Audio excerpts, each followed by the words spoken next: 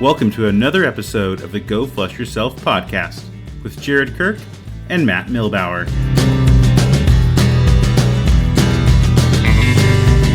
Hey listeners, I want to thank our sponsor, Bird Hunter Supply, your go-to for premium hunting gear at birdhuntersupply.com.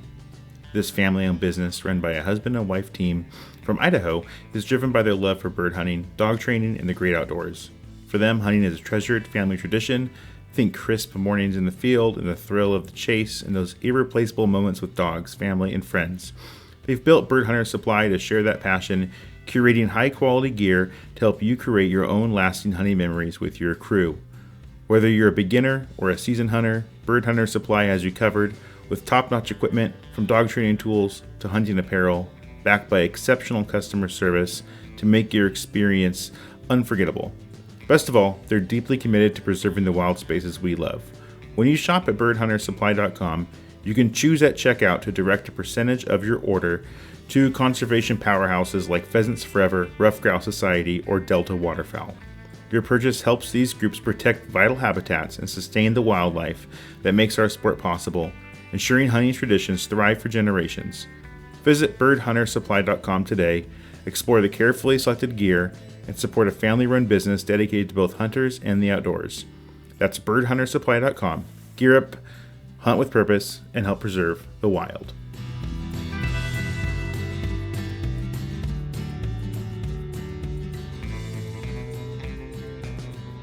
Welcome to another episode of the Go Flush Yourself podcast. This is Matt, as always, with my co-host Jared. Jared, how's it going? Good, man. How you doing?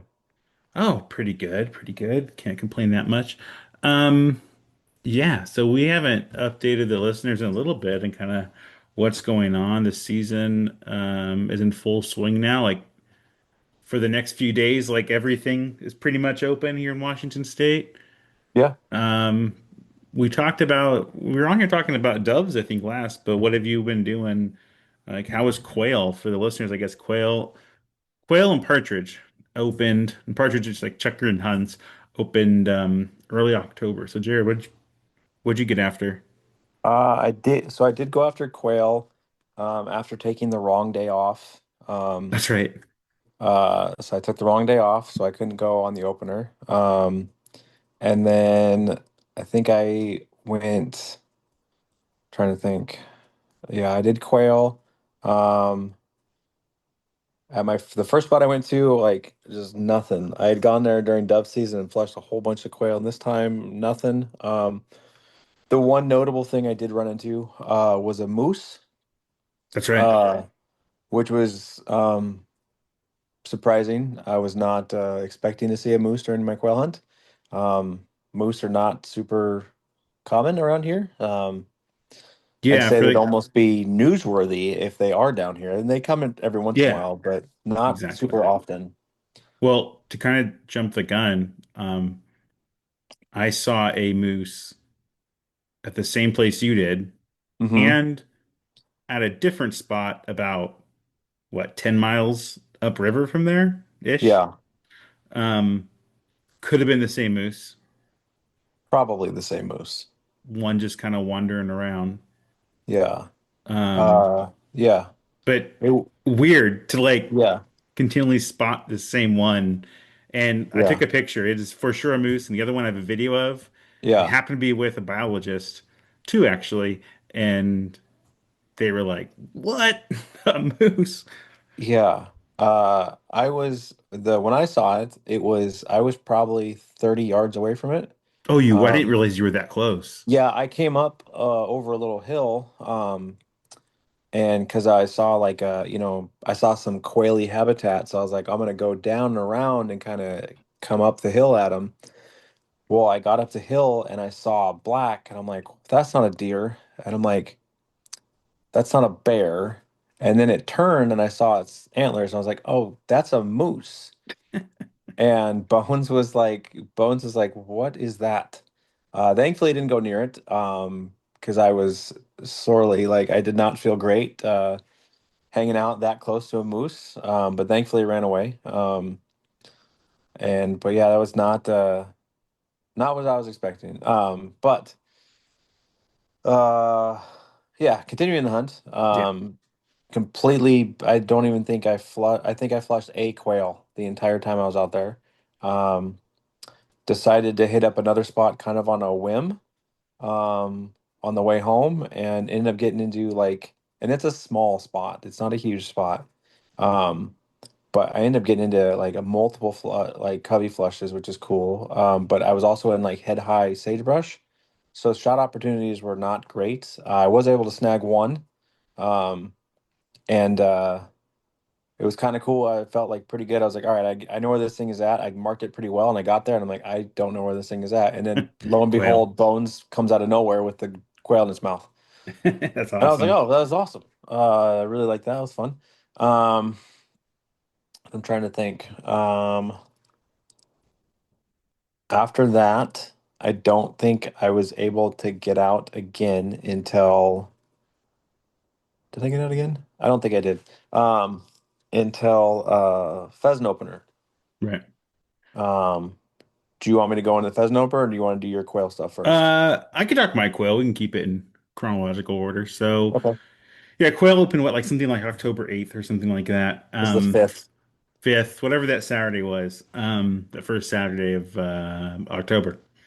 Um, and I got out that day. I went to a spot where I've had a lot of luck with multiple coveys of quail in the past. I was pretty excited Hmm. to go down there and check it out. And I got there, and the spot where I usually park had a big no trespassing sign. Um, and I couldn't tell if it was for it's federal government land, I'll leave it at that. And I couldn't tell if it was for one part of the land or the whole Oh, thing. Like there's yeah. a different use than hunting. I don't want to give this spot away because it's a great quail spot. Um, and it's not well known, but I wasn't sure if it's for this other use that's used for or the whole thing because there's no other signs anywhere else. And there's other places to park, but I Uh-huh. didn't want to get into trouble, and the government I think Sure. was shut down, so there's like no one Sure. to ask, Right. you know. Yeah. And so I'm like, I'm not going to risk it if it is closed for something else. Sure. Um, so I went to another spot where I wasn't too confident about quail, but it was near there. I had the dogs in the car, daylight's burning. I Yeah. haven't done a true upland hunt in some time, just some dove hunting. So I was ready to go. I'm like, I'll just go here. And I went Yeah. there and I put down both springers. And I got into like kind of a ravine area where there's some water at Hmm. the bottom. And I've never put Sophie down at this place before. Um, for whatever reason, like no good reason, just I never have, I guess. Hmm. Always been like a time I've had Bridget.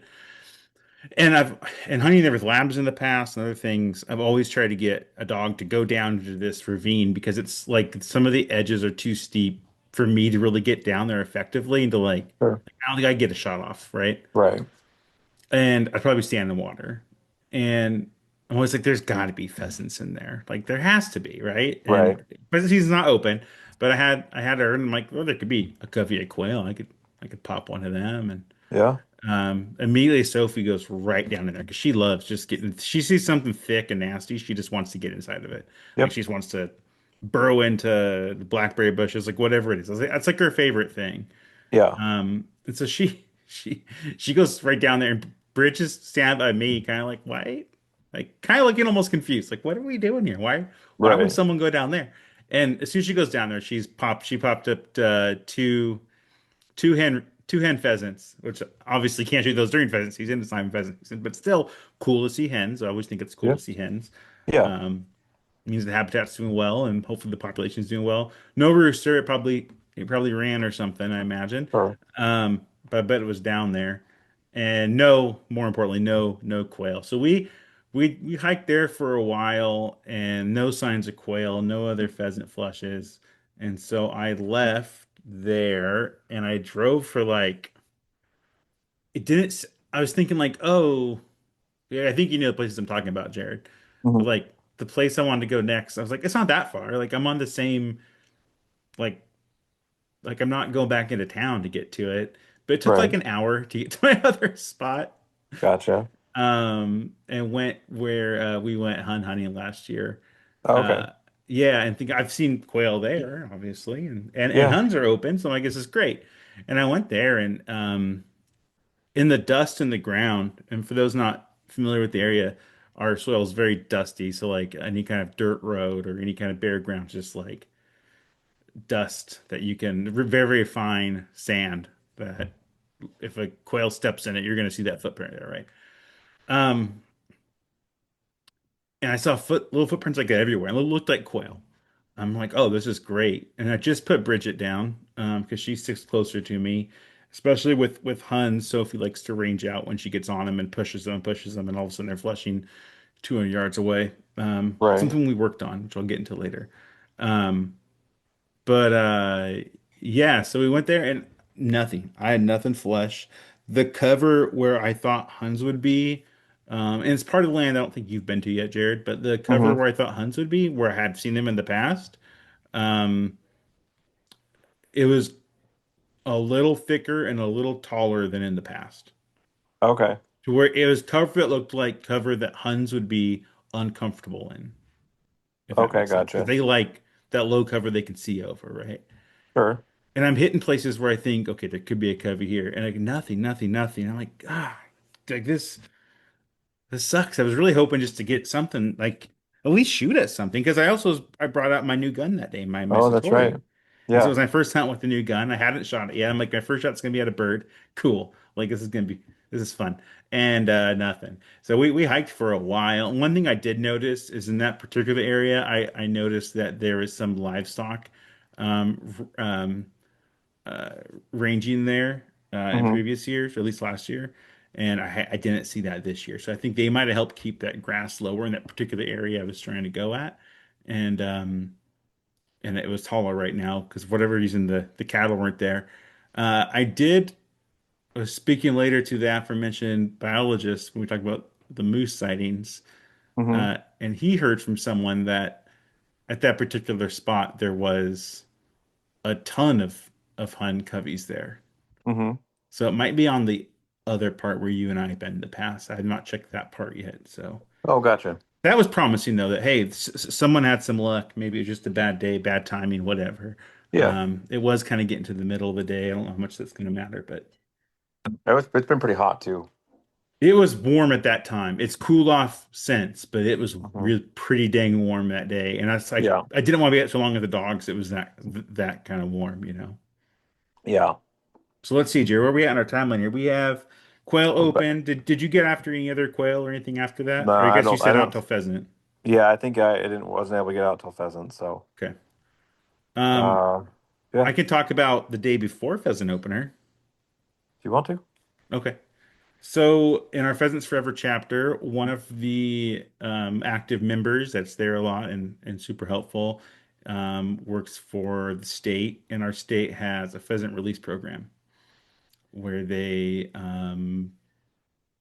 have pen raise pheasants and release them on public land and usually on like opening days, the common one. I think they do some other days too. They did for youth hunt as well, which is Hmm. probably the best use of stuff like that, and that can be controversial, you know, releasing birds. But we don't talk about that unless you want to, Jared. We can talk about that. Nah.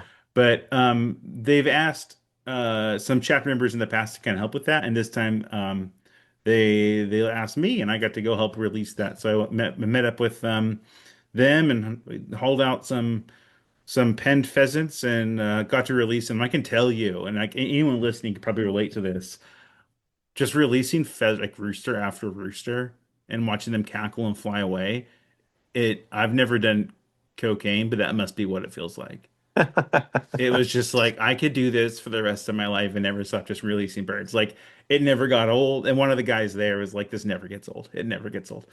Um, like it was just really, you know, a lot of birds and for a few hours, a couple different spots. And I was just like, at the end, I'm like, I could do this all over again. This was so Yeah. much fun. Just watching birds fly, right? Yeah. Like I don't know, when you pheasant hunt during the season, you only have so many flushes, and you don't get to. I mean, especially the flushing dogs, you don't get to anticipate it that Yeah. much, you know. But here it's just like, all right, open a thing and let more fly out, and you're getting them all to fly. And the cool part too was, and I think they were kind of surprised too. So the state, Washington State has a farm they own or owned. I'm not sure what the status is currently, but that raised birds for this program, but it Mhm. was shut down or is in the process of being shut down. So these birds, I think, were contracted out of an independent farm, I think in Idaho, I want to say. Okay. Um, and the guys releasing done this lots in the past were pretty impressed with how they flew, and like all of them were like hard flyers. You can imagine sometimes you get those ones that just like pop out in the ground or like, what am I doing? Just walking around here on the road, because they're Yeah. raising the family. These ones took off flying. They scattered really good. So um, that was just a cool experience. It's something Yeah. that I never thought I'd be a part of. And it's not like this crazy cool like hunting experience, but I don't know, it was really cool to be part of it and get to go do that and release birds out there and kind of get to interact with the birds up close like that while they're alive, which is not something we get to do as upland hunters. That's fair. Yeah. No, that's pretty cool. Yeah, yeah. Anyhow, so that's up to Pheasant Opener. So Jerry, why Yeah. don't you talk about your opening for Pheasant, which is Okay. October 18th for us. So we're Yeah. recording this on 27th now. Yeah, so it was I had a plan originally that I wanted to do, and that plan kind of got shot down when I found out that the place I wanted to go was sold. So I kind of made like a second plan, Right. and then at that time, my dad was like, "Hey," I was like, "Hey, I'm gonna go pheasant hunting." He's like, "You mind if I tag along?" I'm like, "Yeah, sure." I'm like, "Okay," and then my oldest son was like, he was like, "Hey, can I come?" And I was like, "Yeah, okay." That was not what I was expecting, because he doesn't hunt as much anymore. So I'm like, okay, well, now I got two other people that are coming with me. And I'm like, okay, so made a different plan, went to a smaller spot that I was hoping was not going to be super busy on opening day. So I get there super early. Um, I'm like, all right, I'm the only vehicle here. I'm like, this is cool. And start, wait for the sun to get up. And then I see lights and I'm like, oh no, here we go. Another truck comes, and then another truck comes, and Oh, another car comes. I'm like, all right. And this is not a huge spot. This is a pretty small spot. I'm like, all right, that's a lot of people. So I get out of my truck, I get out of my car, um, start getting ready, and these guys start getting ready too. And then so I'll be honest, there was a bit of an annoyance at first because I was under the impression that, I got there first. So I know where you're going with this. I got there first. So customarily, at least what I do is if I'm the second person there, I ask, hey, where are you heading? Where are you going? I'll go somewhere else. We could make a plan. We could do this a good way where everyone gets an opportunity kind of thing. Well, that didn't happen. The two guys that got there in those two trucks, it turned out they knew each other and they just took off running. I'm like, okay, well, that's not what I was expecting, but fine, let's go some other way. So we go another way, and I think like 5 minutes in, like I hear bang, bang, bang, and I'm like, okay, well that was quick. And then bang, bang, bang, and then bang, bang. I'm like, okay, this is a little ridiculous, but okay. Um, we had trying to figure out where we could go, kind of as we're walking to try to not get shot. In all honesty, um, and like a wild pheasant flushes like just outside of range. I take a couple shots and miss. I'm like, okay, well, I told my son, I was like, well, that's what a pheasant looks like. At least you saw one. We keep going further towards the end. I mean, just and then we hear some people shooting and stuff like that throughout, and I end up seeing one. I think this is probably one of the because one of the release birds that wasn't great because it was like I was walking past and I looked down like, oh, there's a pheasant, and it's just standing next to me, and I'm like, okay, well, I'm not that one. I'm not going to shoot. Um, Bones like flew right past it. Didn't even like I don't even think he smelled it. Um Anyways, that one went off in the trees. I was like, okay, so we're at least on the right track. There's pheasants around here somewhere. Ended up going into the property and flushed some quail. Which is kind of cool. Nice. Ended up shooting the quail and Bones like right on top of it and he like brought it back to me. I'm like, all right, that's cool. Okay. So we start kind of meandering our way back. The other people had already left at this point. Based on the fact that I heard no more shooting. Um, Started working my way back. I kind of split off from my dad and my kid. We went one way and then we ended up getting separated. So I don't know what they were doing. But I was like, all right, well, I'm gonna continue hunting until I find them. Anyways, I was about to call my kid, like call me, like figure out where they're at, and Bones is ahead of me, and uh, flushes a pheasant, and I'm like, oh, there it is. So I like literally threw my phone, um, mounted my gun, and fired and dropped it into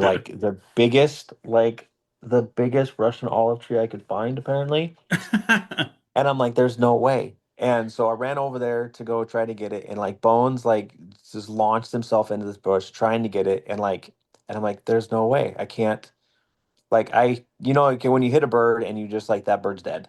Yeah. Like that bird was dead. And I'm like, I gotta find this thing. And Bones like kept like coming in and out of this brush and like, but he couldn't get to it. And so I'm like, okay, so I stripped my vest, dropped my shotgun, started breaking branches, got in there, and then was able to find that it had gone over another little tree thing. And Bones, like, it was like you could not, I had to like break a bunch of branches just to get this bird out. Mm. So I ended up getting the bird out. But I was pretty excited about that because Bones found it, but he just couldn't get to it. So I was like, okay, that's cool. Go find my kid and my dad. I'm like, okay, well, I have a pretty good idea where these things might be at now. Let's go back over where the cover they're in. And come around this corner and we're trying to like work on our way, kind of blocking, kind of doing like a push of this little thing, and one runs out, and I'm like, Jackson, I'm like, okay, I don't think it sees us yet. I'm like, okay. So, and I had Bones, and I'm like, okay, here's what we're gonna do. And I'm talking to my kid, and for purpose of the story, my kid is colorblind. um Yes. so Yes. that's a problem, but anyways, I told my For kid, for gender identification of for birds. gender Yeah, I never thought of identification, that, but it's a he's problem. colorblind. I kind of had to explain. It's like, hey man, if I say hen, don't shoot. If I say rooster, you can shoot it. And I was like, I kind of explained like they're gonna have longer tails. The rest of it is not gonna matter to you because you can't tell. But anyways, so I grabbed it, and it was like I kind of grabbed Bones, and I was like, I had him. We were kind of stuck. I'm like, okay, we're gonna get a little closer, and I was like, I can see where it's going. It's gonna flush left to right. And Jackson's like, okay. I'm like, all right. So I'm trying to like figure out. I'm like, okay, it's gonna go left to right. And so I was just about to like let him go, and Jackson stood up and bang. Okay, well, it didn't flush left to right because Jackson didn't give it a chance to flush left to right. Um, and Jackson was like, I thought you said shoot it, and I was like, not what I said at all, but you got it. So good on you, I guess. It was like we try to get the birds to fly. It's a whole thing. He's a kid. It's okay. Yeah. Um, anyways, so I was like, all right. So I was like, okay, we got two now. That's cool. I was like, let's see if I can get my dad one. And start hunting this little spot, and like my dad was, kind of next to me, and we're walking and into this like really thick kind of like it's not like not cattails, but like kind of reeds kind of thing. Anyways, Yeah. Bones just like took off through this stuff, and you could hear him. And I'm like, oh, he's probably got a bird in there somewhere. And then uh, pheasant flush. My dad bang and drops it. And I was like, dude, that was cool. I was like, my dad shot a lot of stuff, and my dad's not the greatest shotgunner, but I was like, that was a great shot. He has a new shotgun too. And um, anyways, and he was like, and he goes to go pick it up, or Bones goes to grab it, and he picks it up, and my dad was like, looked at me, and he's like, this is my first pheasant. And I was like, there's no way. Like, that's not a thing. And I was like, you're like almost 70 years old. There's no way that you're. I was like, we've gone pheasant hunting together. I've shot pheasants with you. Like, we've gone, like, there's no way. He's like, yeah, that's my first pheasant. I was like, oh, well, cool. I was like, I did not know that. Had I known that, I would have, like, tried harder when we were hunting and stuff like that. But Yeah. taking them on the, like, senior hunts or whatever like that. Right. Anyways, so we're three. So we each got three, or each got one. And I'm Yeah. like, okay. Well, I was like, we're probably done with this area just because, like, it's not a huge area. I'm like, all right, so we'll go try this other area. It's like it's about an hour away, but we'll give Bones a break, because he's been hunting for three people by himself, So I mean, he's been running around. Yeah. So anyways, get back in the car, take the hour trip, go to this new place, start hunting this new spot, and like it's super thick. It's way thicker than it was last year because we went to the same plot last year. Way Hmm. thicker. The Everything's thicker weather's this year, I've noticed. Yeah, it's really thick. So anyways, Hmm. I'm out kind of busting brush stuff like that, trying to get and Bones. I couldn't see him, but apparently flushed like five roosters all in a row. And I was like, well, that was cool. I was like, I had no idea because I couldn't see him.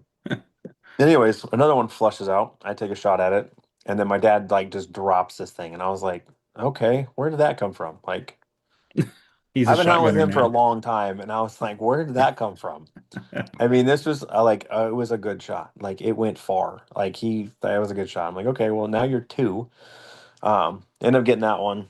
Um, and then I'm like, okay, start kind of, figuring out. My kid's like, he's like, yeah, I'm kind of done. Like, it's getting kind of like warm. I'm like, okay. Yeah. I was like, it's a good day. Like, we're four pheasants and a quail. I mean, that's a pretty Yeah. good day. It's just after, I think it's 1 or 2 o'clock. I'm like, okay, it's getting a little warm. Anyway, so we go back to my car and I see across the river where we're at, not super far, I see like somebody shut a door and a bunch of pheasants flushed. I'm like, okay, well, we can go over there. That's fine. And run over there. Nothing. We weren't able to get anything. And anyways, come back to my car, getting bones all ready to go and stuff like that. And I look down and I'm like, look at his chest. And I was like, God, that's weird. What's that? And I look at a little closer as I'm brushing him out. I'm like, oh, you have a giant gash on your armpit. And I'm like, that's not great because he wears a vest and all this stuff. So, Hmm. anyways, look at it a little closer, and I was like, oh, that's a big gash. Like, that's actually deep. And I'm like, that's probably gonna need stitches deep. And I was like, Mm. it's opening day of pheasant season, man. I was like, all right, so we're done for the day. I washed it out as best I could. Bones did not care whatsoever. Had no idea that he even cut himself like that. Yeah. Anyways, get back, do the whole thing.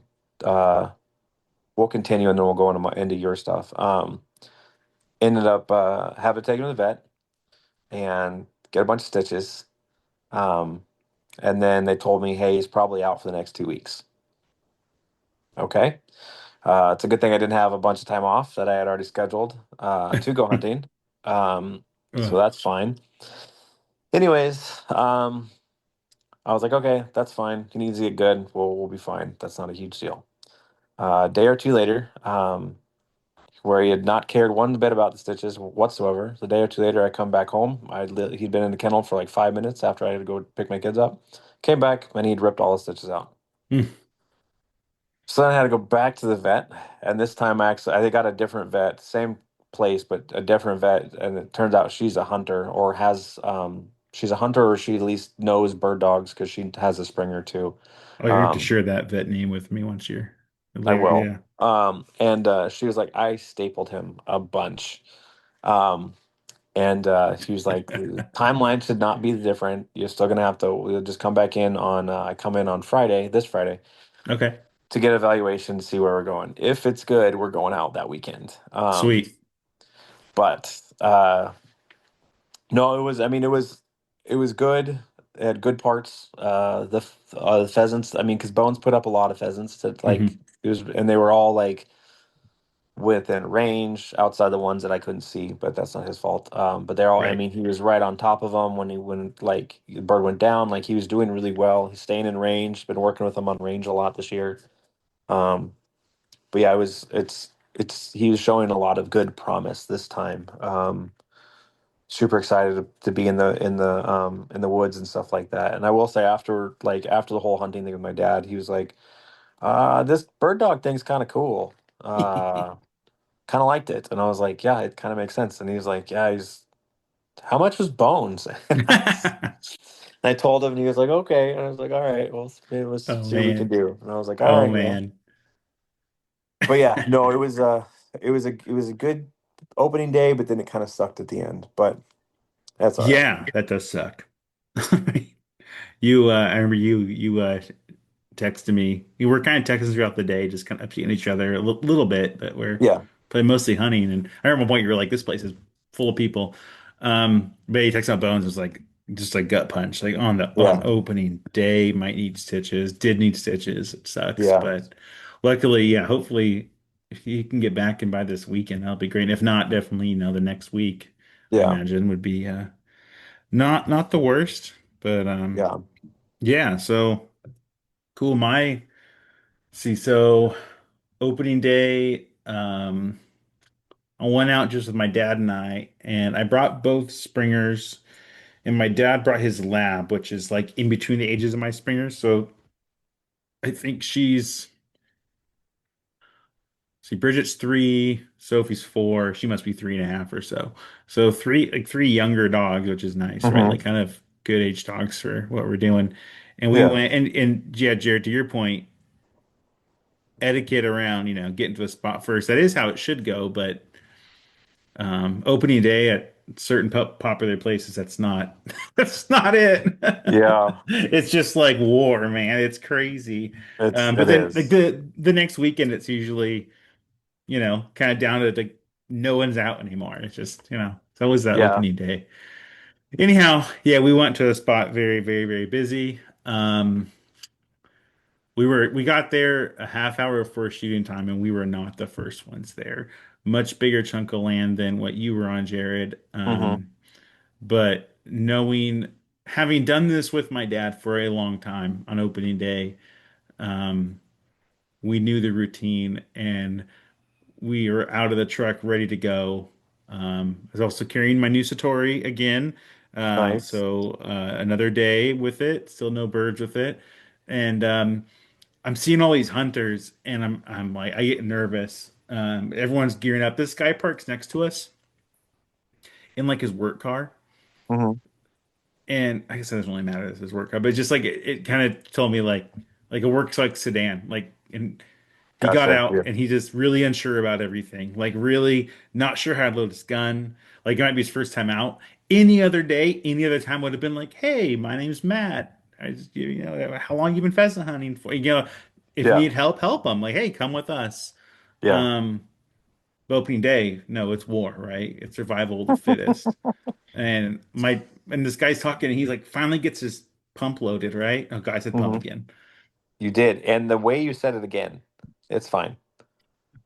He had a It's pump fine. shotgun and he was loading it from the bottom. I just remember he was trying to load it and he got it all loaded up, right? And he whispered to himself, "All right, now I'm dangerous." But like not like in a serious way, but kind of like in a can I do this kind of way.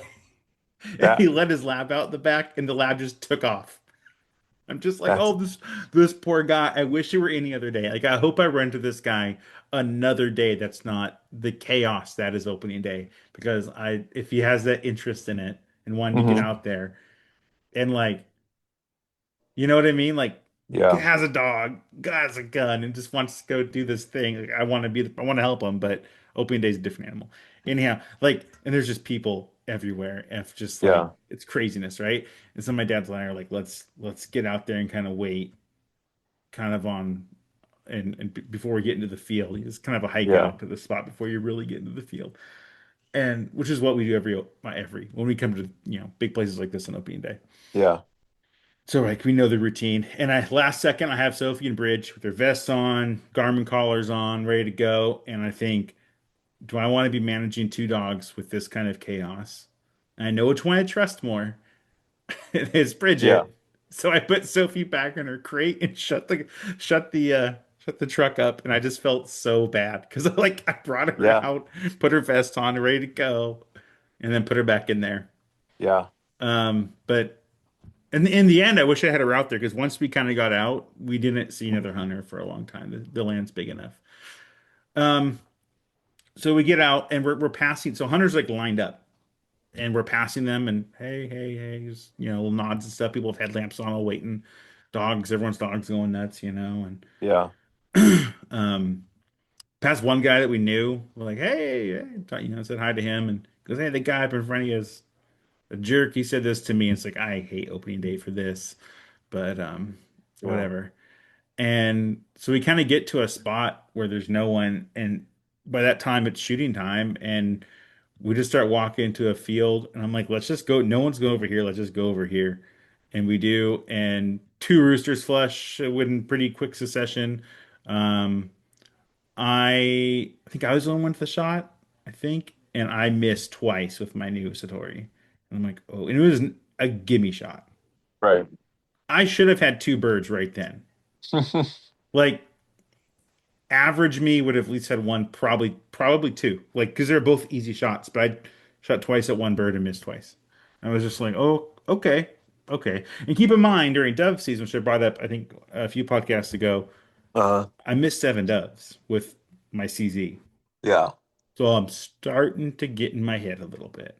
Yeah. Nope. I was there last year. I know exactly what you're feeling. And so we walk a little further. I don't remember the exact timeline, but another bird flushes. Not as easy a shot. It back flushed behind me, and Hmm. I spun to shoot. Still an easy shot. A little more difficult, still easy, and whiffed. Don't even know like how I missed. I'm like, Right. how? Usually you shoot, you're like, oh, I was behind, or Yeah. whatever. So or didn't shoulder right. I was just Yeah. like, I can't understand what that was, and I'm thinking, is this gun messed up?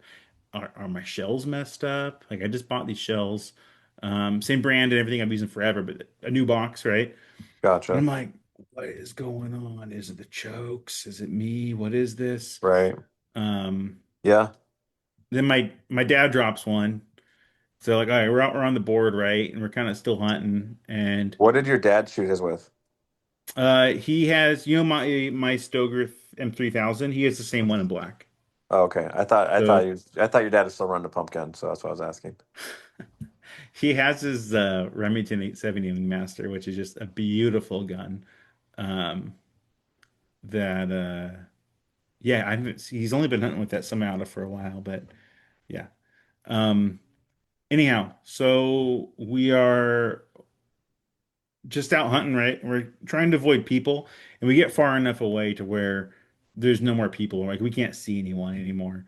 Yeah. There's a guy running a beeper on his lap, which was driving me insane.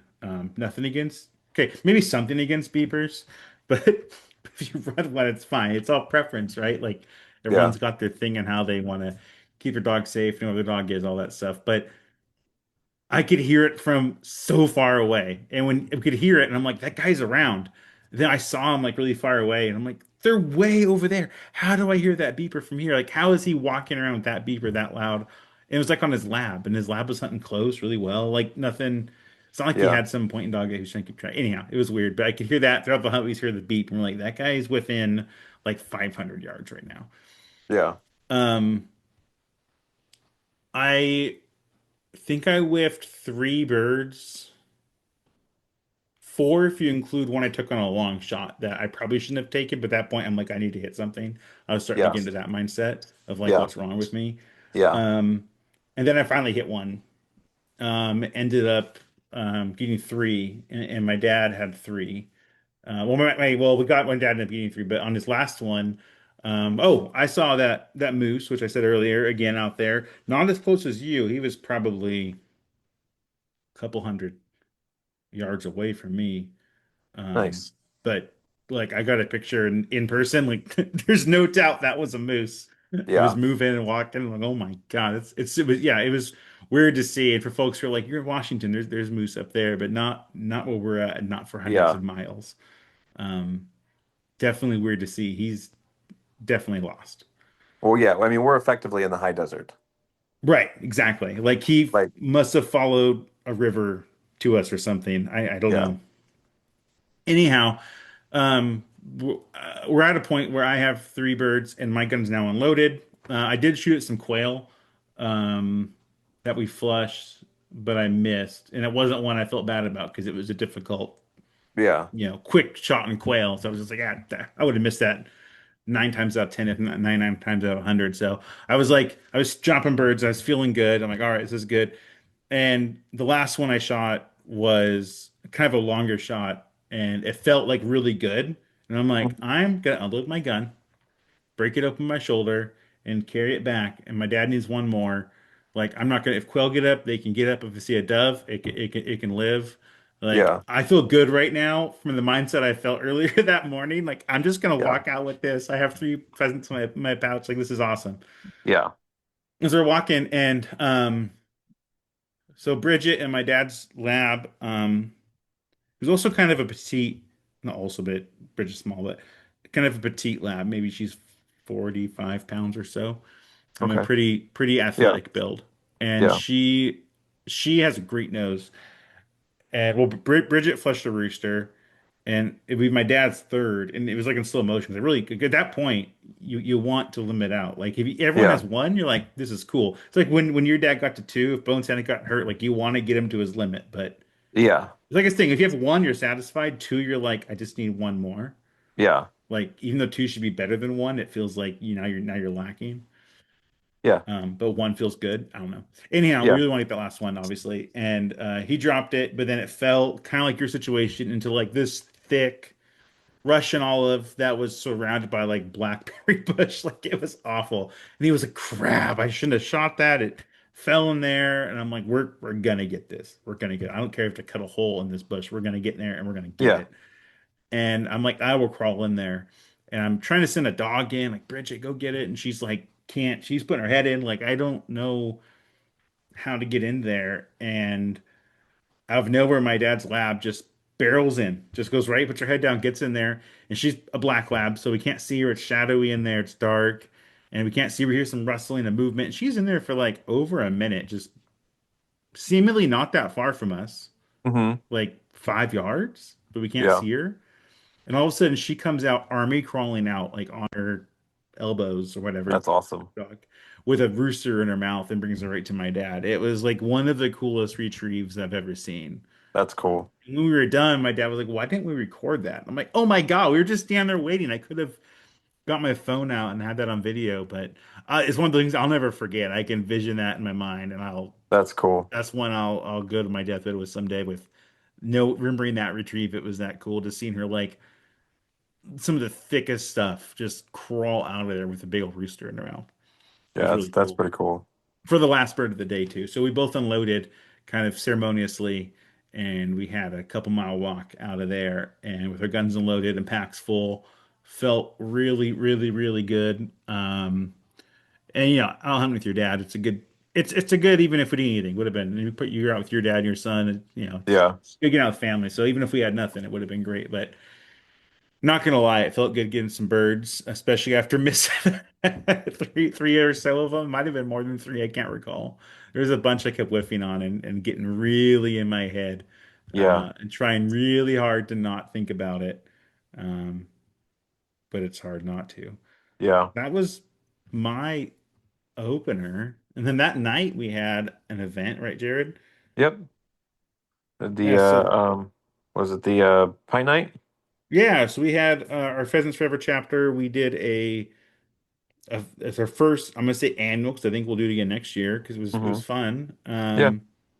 It was our first annual pheasant opener pint night. So that day was pheasant opener here in Washington. Obviously, we just talked about it, and then that night all met out at a brewery, and a bunch of us from the chapter got together and got to kind of talk about our opening days and our season's plans and tell stories and all that fun stuff. I think maybe a dozen, 15 people showed up or so.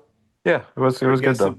people had their dogs, which is cool. See people's dogs I hadn't seen yet, um, and just got to hang out and talk about the opener and the upcoming season. And we did record some interviews from three folks there about their opening days. I've been working on the audio for it. Unfortunately, it was raining. We were outside where it was quieter than inside, but still noisy, and they had music playing in the background. And um, the software I used was trying extremely hard to find the sound that we wanted it to record, and it wasn't super good at it. So, to those of you that did those interviews, I'm sorry if we don't get to release those.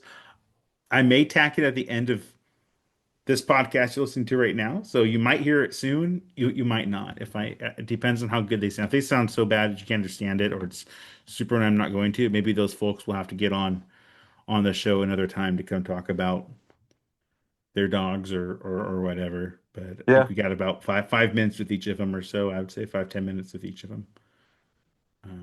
So we'll see if I Yeah. can get this cleaned up enough to actually publish. But Nice. yeah. Yeah. Um, well, Jared, what I guess have you gotten out since opener? Or you guys No. not with Bones, huh? No, not with Bones. Wait, with his whole thing, I'm waiting. I ordered a couple well, I guess a couple new things for this season. I got a new car, That's um, right. for one. Got a Mitsubishi Outlander all-wheel drive. It seems to be working pretty well for me.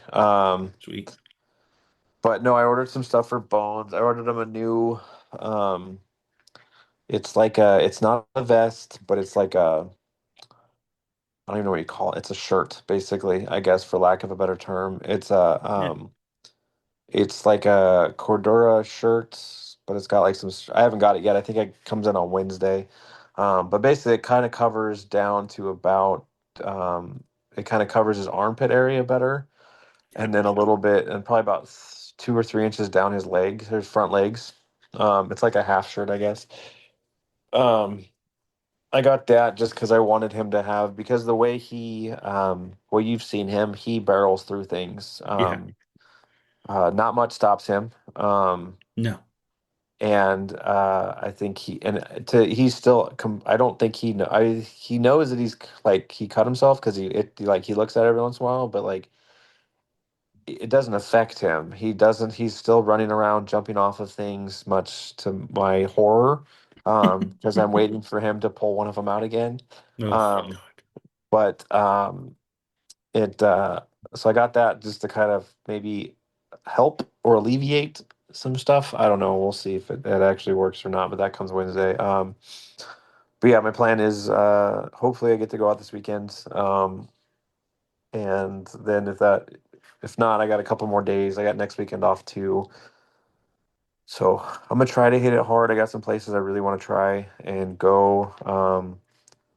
My dad seems pretty stoked about going some more. Nice. He seems to really enjoy his new shotgun. So I like it. Is yeah, that his Beretta? yeah, he got a Beretta A300. Right.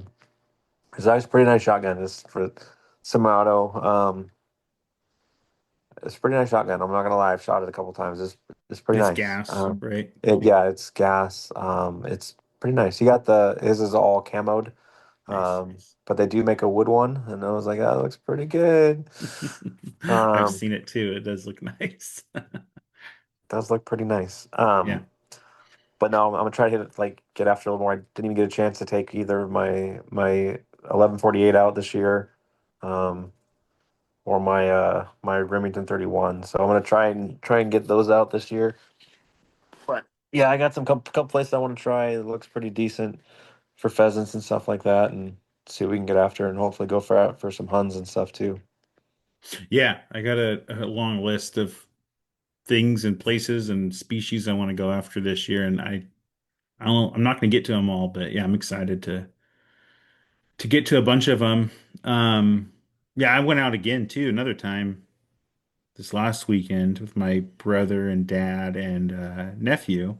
Hmm. We had 5 dogs on the ground, which is cool. My two Springers, my brother's two yellow labs, and then my dad's black lab.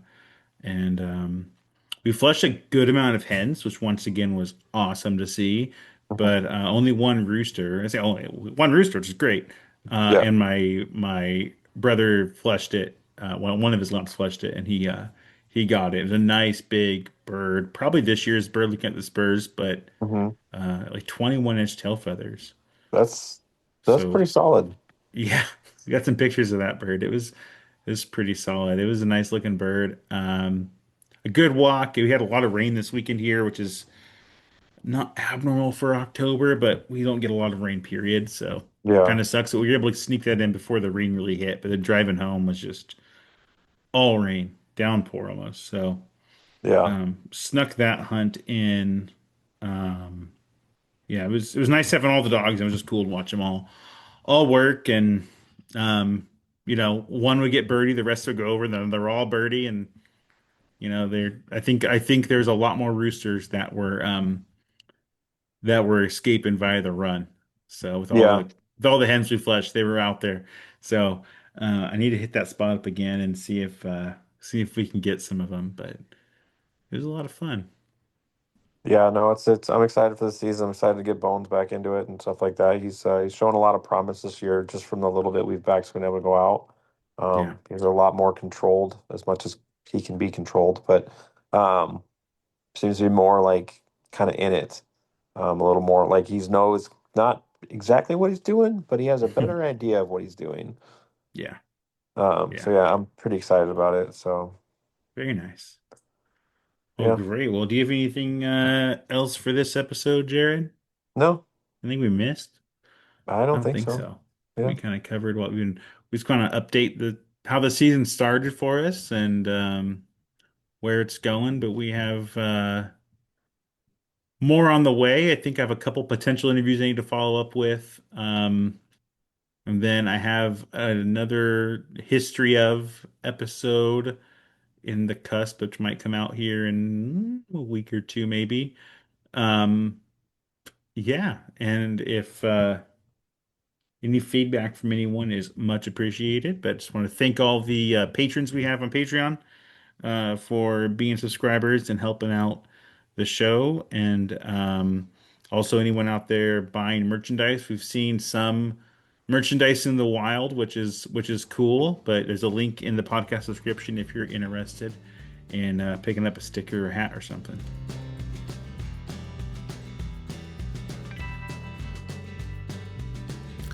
All right, so like I said earlier in the show, we did do some interviews with some folks from our local Pheasants Forever chapter, just talking about their opening days and plans for the upcoming season. Two of them, the audio turned out well enough. There is some background noise. I worked to try to make it better. I think it's totally listenable and not annoying, but you will hear some background noise because we were at a very busy and popular brewery. So you'll hear a lot of kind of people in the background, but it's totally listenable. So there's two stories from a couple different folks. The third person, Del Rey, sorry we couldn't get yours in here. The audio was just, we were right by a speaker and it just, you really couldn't hear anything we were saying. So we'll have to get you back on for another episode or maybe another short interview, Del Rey, to make up for that. Anyhow, I hope you enjoy these couple of clips here from a couple of members of our local Pheasants Forever chapter. This was on the evening of our Pheasant Opener, and we were all just there celebrating the opener and having a good time. Enjoy.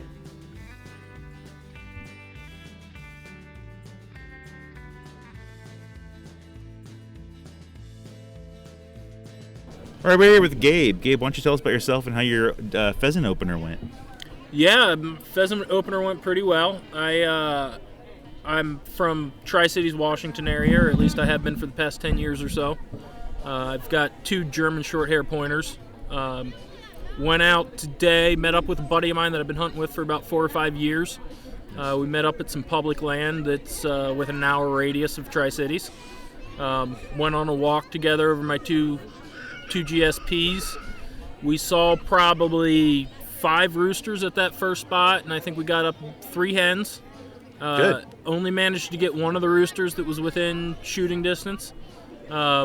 Naturally, we both shot pretty much simultaneously. Don't know who got the bird, but I do know my dog retrieved it to me. Possession's 90% of the law, right? Is that what we're talking about? That's right. That's right. And he's a good buddy of mine. It was a case where I picked up the bird, I handed it to him. He was like, "Are you really giving this to me?" I was like, "Yeah, absolutely." We get back to the truck, and he throws it in my truck. Kind of one of those types of friends. Yeah. Nice. So he had some other commitments. So we hunted about 3 hours at that first place, give or take. And then he had some general life stuff to take care of. So I moved over to a second property that I've seen quite a few pheasants in the past. Didn't see a helicopter flying over right here. Yeah, they're looking for you. Yeah. Didn't see as many birds there as I've seen in years past, but I think we still probably got up about 8 roosters. Saw a whole bunch of quail. Nice. Largest quail flush I've seen in my life, probably. Like one big covey? Like one big covey. So I walked into this area. It was a food plot that was a mix of like millet, milo, and sunflowers. Mm-hmm. And I had a dove fly overhead, and so I shot that dove, and literally hundreds of quail started pouring out of that food plot. Huh. None of them within range. 2 roosters got up and flew out of there as well. Nice. And so I wound up picking up 2 dove, and then kept working through that food plot, and picked up another couple of roosters there. Very good. And called it a day at that. Wound up going home with 2 that I can claim for my own. It's fair. Yeah. So what, are you going out tomorrow again?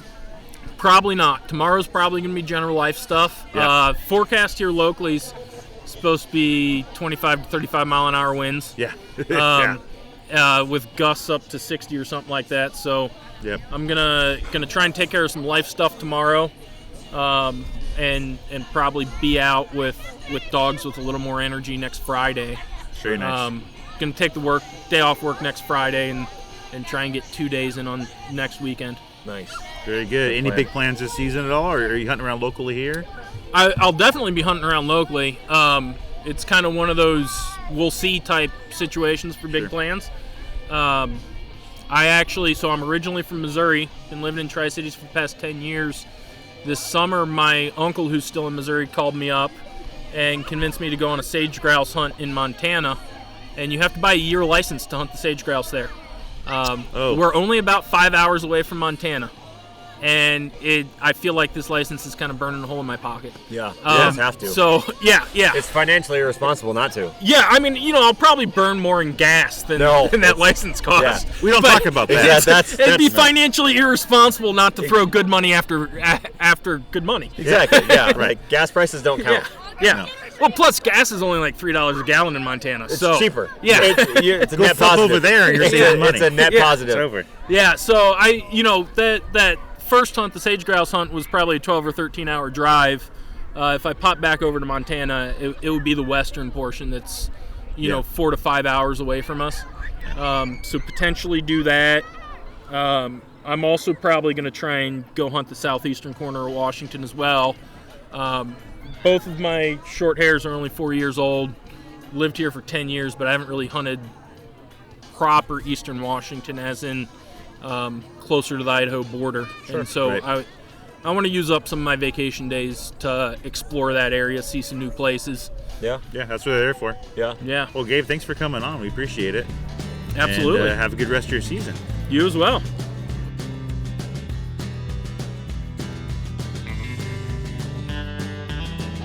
All right, now we're here with Dave Junker. Dave, why don't you tell us a little bit about yourself? I grew up in Aberdeen, South Dakota. Started pheasant hunting when I was 8 years old, so I've been very blessed. I moved to Washington, went to school in Minnesota, college. Moved to Washington and when I was about in 1990. Always gone back every year. Parents lived in Aberdeen. I knew about every farm there is back in northeastern Washington. Been lucky enough to own a couple different houses back in Washington. I go back every year for 2 to 3 weeks. I'm retired now, so I go back for a month at a time. We're all jealous of that. Yeah. That's pretty nice, And like I said, where I pheasant hunt is in northeastern Washington. Most of my farmers are all corporate farmers, either second or third that I know the families of, and I probably have 10 to 15, 20,000 acres of land, private land to hunt. I'm sorry, but that's what it is. I average about 30 to 40 pheasants a year back there. Back when I was a kid, I know I shot over 100 pheasants a year over all the years. Every year, every lab, every owned. I know I've shot 400 or 500 pheasants over every lab I've owned. So I have a new one this year, year and a half old. So excited. Last year she had a ball. We shot 24. She had a blast. So, but now she is so birdie. I can't wait. So you're a lab guy for sure, right? I started out back in 1972 with a Springer Spaniel. A Springer, okay. Jared and I are Springer guys. So yeah, it warms our heart. But yeah, this pup here, and she's wandering around here, and she's just a sweetheart. She's here at the last chapter meeting we had for Pheasants Forever, and I think I petted her about half the time. But what are your plans this year? What are you looking to get back to South Dakota, hunt around here in Washington? I hunted the early season. Fortunately, I'm one of those senior guys. Yeah. So on the 15th of September, they had a 5-day season. I took her to Moses Lake. A friend of mine who retired as a regional director of the Department of Wildlife out of Region 2. We went to an area north of Moses Lake. She was awesome. I shot 3 pheasants by an hour and a half. 3 retrieves in my hand. Not one tooth mark when I cleaned all the birds. and she is so fired up for hunting. Do you have a certain line of labs you like to get your labs from, or do you get them kind of? Interesting question there, bud. My first lab I bought in 1996, the Ducks Unlimited banquet in Spokane. And she was from Canada Ducks Unlimited. She's from Saskatoon, Saskatchewan. Of course, her name's Sass. I had no desire to breed my dogs. Always wanted to have females. She hunted till her 15th year. Amazing dog. I know I shot 500-600 pheasants over her. The most amazing dog I've ever seen. Second dog was one of, the dad was one of 3 at duck camp. He didn't know the dog was in heat. So she was a $50 mutt. He gave me a special deal. I don't have any desires to breed them, so she wasn't an amazing dog again. She hunted until she was 12. This one here was just by chance. So we'll see. Yeah. Always a lab guy, yeah. Great, yeah. Black labs only, or you? Yeah, I'm kind of partial. Yeah. I had to change half the decor in my basement, all my duck prints, all my plates. Yeah, I'm a black guy. You're a black lab. Yeah, black guy. That's fair. Love it. Very cool. Well, Dave, thanks for coming on and sharing that with me. Maybe we'll have to have you on the show again sometime and get a little more in-depth interview than right now. We're sitting out here in the rain on getting kind of chilly October evening. So let you know when I got back from South Dakota. Yeah, that'd be good. You can tell us how it went. That'd be great. Yep. That'd be great. Thanks, Dave. Thanks, you guys. Appreciate what you do.